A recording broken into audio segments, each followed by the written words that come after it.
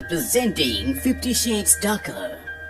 इस कहानी की शुरुआत में ये दिखाते हैं कि एना और क्रिश्चियन के ब्रेकअप होने के बाद क्रिश्चियन जब रात को सो रहा होता है तो उसे सपने आते हैं और ये सपने उसके बचपन के होते हैं, जहाँ पर ये दिखाते हैं कि एक आदमी उस पर बुरी तरह से अत्याचार करता है। वहीं दूसरी तरफ ये दिखाते हैं कि सिएटल में एना की एक पब्लिशिंग हाउस में जॉब लग चुकी है और उसे गुड लक विश करने के लिए क्रिश्चियन फूल भेजता है। एना की जहाँ पर जॉब लगी है उसके ओनर का नाम जैक है और पिछले 18 महीनों में यहाँ पर इस पोस्ट को 3 लड़कियां छोड़ चुकी है और एना चौथी लड़की है। अब जॉब के बाद एना एक दिन अपने दोस्त की फोटो एग्जीबिशन में जाती है क्योंकि उसने उसे बुलाया होता है और जब वो वहाँ पर जाती है तो वो देखती है कि उसकी वहाँ पर बहुत सारी और बहुत बड़ी बड़ी फोटोज लगी होती है जिसके बारे में एना को कुछ भी नहीं पता होता। उसका दोस्त बोलता है कि अगर पहले मैंने तुम्हें बताया होता तो शायद तुम नहीं आती। एना बोलती हाँ, और तभी उसके दोस्त के पास एक लेडी आती है और वो कहती है कि एना की सारी फोटोज किसी ने खरीद ली है। इस बात से उसके दोस्त को खुशी होती है। एना बोलती है सारी खरीद ली? वो कहता हाँ, और इसके बाद वो वहाँ से चला जाता है। एना इधर उधर देख रही होती है, तभी उसके पीछे से क्रिश्चियन आता है। एना बोलती है तो वो तुम हो जिसने मेरी सारी फोटोज खरीद ली? वो कहता हाँ, क्योंकि मैं नहीं चाहता कि तुम्हें मेरे अलावा कोई और देखे। और वो एना को अपने साथ डिनर पे आने के लिए कहता है। एना जाना नहीं चाहती, लेकिन क्रिश्चियन कहता है कि मुझे तुमसे बात करनी है और हम सिर्फ बात करेंगे। और इसके बाद ये दोनों डिनर पर जाते हैं। डिनर पे क्रिश्चियन उसे बोलता है कि मैं चाहता हूँ कि तुम वापस आ जाओ। एना कहती कि नहीं, मैं तुम्हारी उम्मीदों को, तुम्हारी शर्तों को पूरा नहीं कर सकती। वो कहता है ठीक है, ना कोई रूल्स होंगे ना कोई शर्तें होंगी। एना बोलती है कि हमारे बीच में कोई सीक्रेट्स भी नहीं होंगी और इस चीज के लिए भी क्रिश्चियन मान जाता है। एना कहती है लेकिन तुम्हें एक लड़की के साथ रिलेशनशिप नहीं चाहिए था। क्रिश्चियन बोलता है कि अब हम वही करेंगे जो तुम कहोगी। एना कहती है लेकिन तुम्हें और भी चीजों की जरूरत है। क्रिश्चियन बोलता है कि नहीं, मुझे सिर्फ तुम्हारी जरूरत है। और अब ये दोनों एक बार फिर से एक हो चुके हैं। और इसके बाद क्रिश्चियन एना को उसके घर छोड़ देता है और रात को जब एना अपनी खिड़की बंद कर रही होती है तो नीचे ये दिखाते हैं कि एक लड़की उसी की खिड़की की तरफ घूर रही होती है। एना को कुछ नहीं पता कि वो कौन है। अगले दिन एना क्रिश्चियन से मिलने के लिए जब एक बार में जा रही होती है तो वही लड़की जो रात को उसकी खिड़की की तरफ घूर रही थी वो उसके सामने आ जाती है और उसका नाम बुलाती है। एना बोलते हैं क्या हम पहले मिल चुके हैं? वो कहती नहीं, आई एम सॉरी। और तब तक वहाँ पर उसका बॉस जैक आ जाता है क्योंकि जैक भी उसी बार में जा रहा होता है और जैक एना को लेकर वहाँ से निकल जाता है। एना और जैक जब बार में होते हैं तो पीछे से क्रिश्चियन भी आ जाता है। क्रिश्चियन बोलता है कि ये मेरी गर्लफ्रेंड है और इसके बाद क्रिश्चियन और एना वहाँ से चले जाते हैं। एना क्रिश्चियन को बोलती है कि तुम्हें मेरे बॉस से इस तरह से बात नहीं करनी चाहिए थी। क्रिश्चियन बोलता है कि वो मेरी चीज मुझसे छीनने की कोशिश कर रहा है। एना बोलती है कि ऐसी कोई बात नहीं है।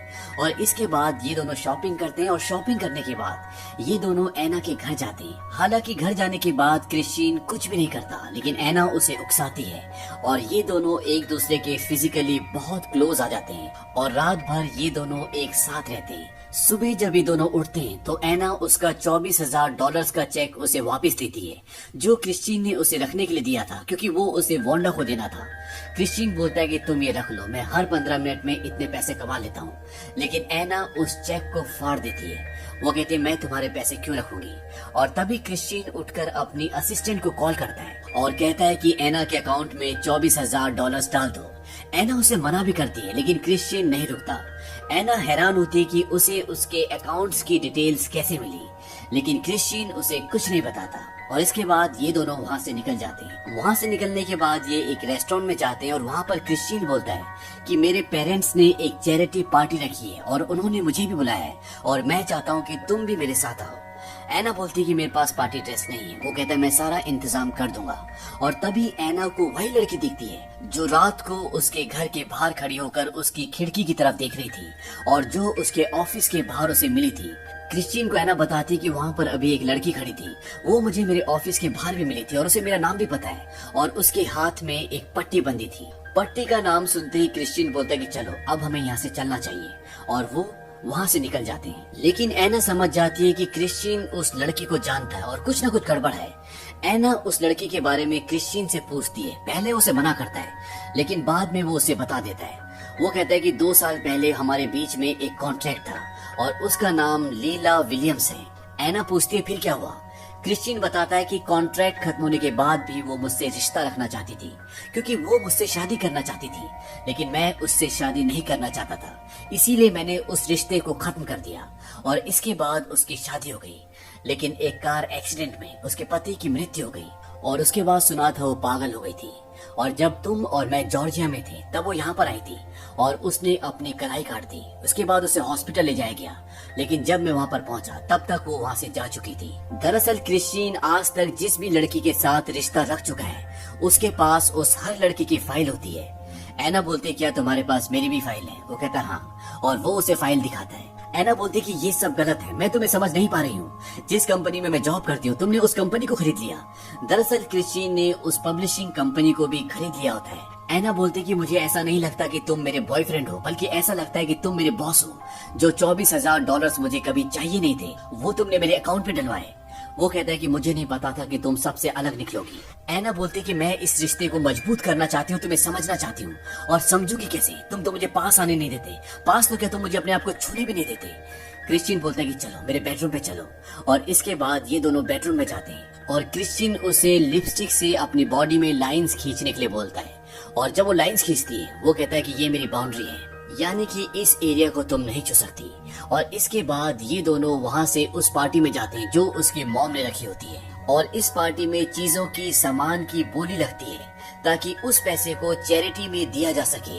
और जब क्रिश्चियन के एक घर के लिए 1 हफ्ते की वेकेशन की बोली लगती है तो एना उसकी बोली $24,000 लगा देती है। ये वही पैसे होते हैं जो क्रिश्चियन ने अपनी असिस्टेंट से बोलकर उसके अकाउंट में डलवाए थे।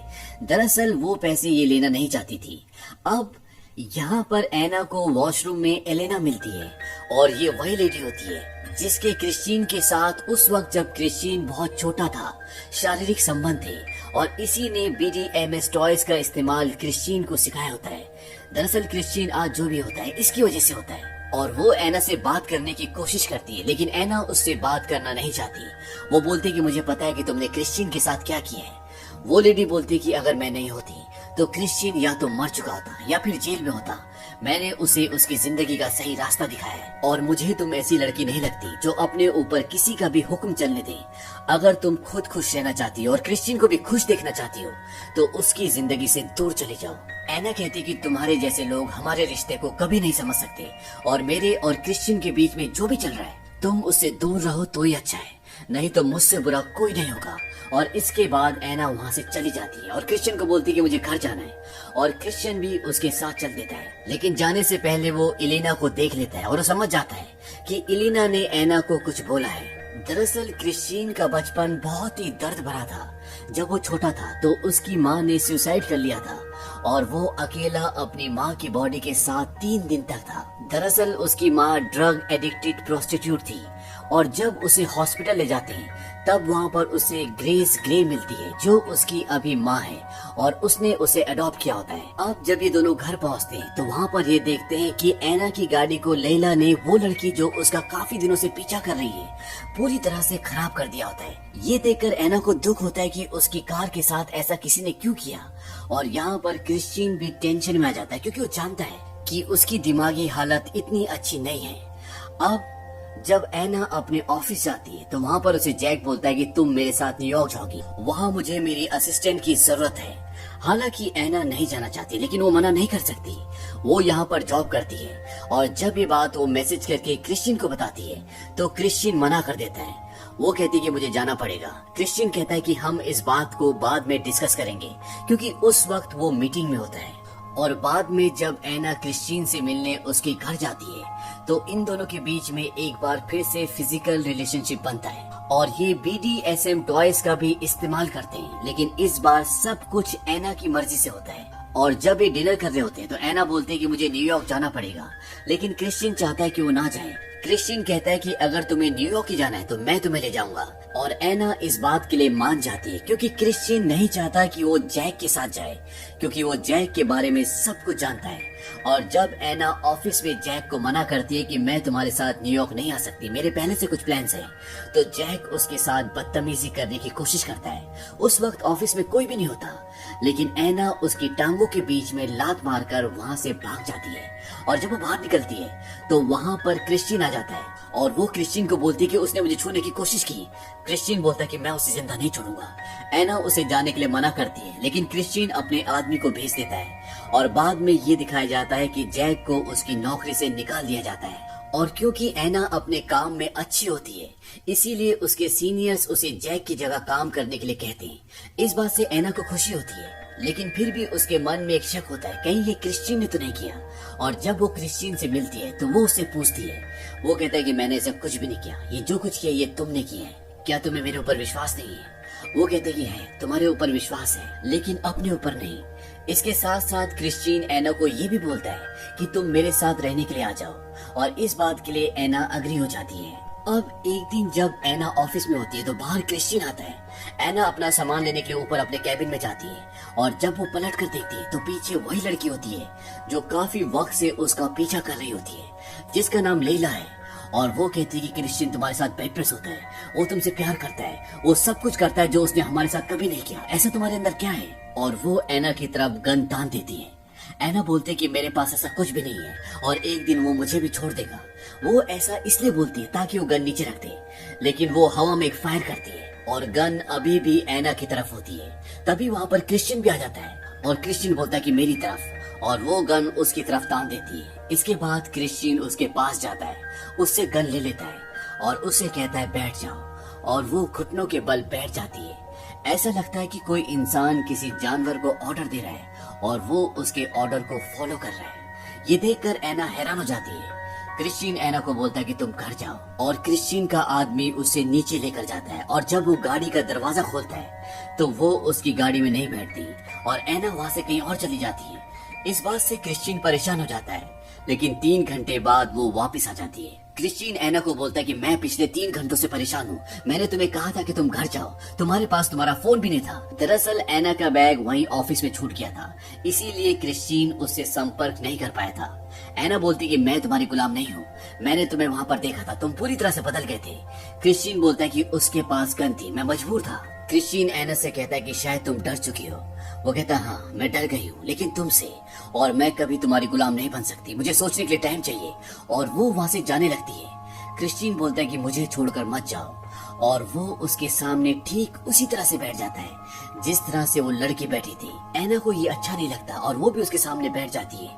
वो कहती कि शायद अभी तुम्हें ये सब नहीं चाहिए, लेकिन कभी न कभी चाहिए होगा। एना कहती कि मुझे समझ में नहीं आता कि तुम्हारे ऐसे शौक क्यों हैं। वो कहता है कि ये मेरा शौक नहीं है, मुझे दर्द देना अच्छा लगता है उन लड़कियों को जो तुम्हारी तरह दिखती है। एना बोलती है या फिर तुम्हारी माँ की तरह। क्रिश्चियन बोलता है कि हाँ, और वो उसे ये भी बताता है कि जब तुम मुझे छोड़कर चली गई थी तब मैंने फैसला किया था कि अब मैं ये सब कभी नहीं करूँगा। और वो उसका हाथ अपने दिल पर रखता है।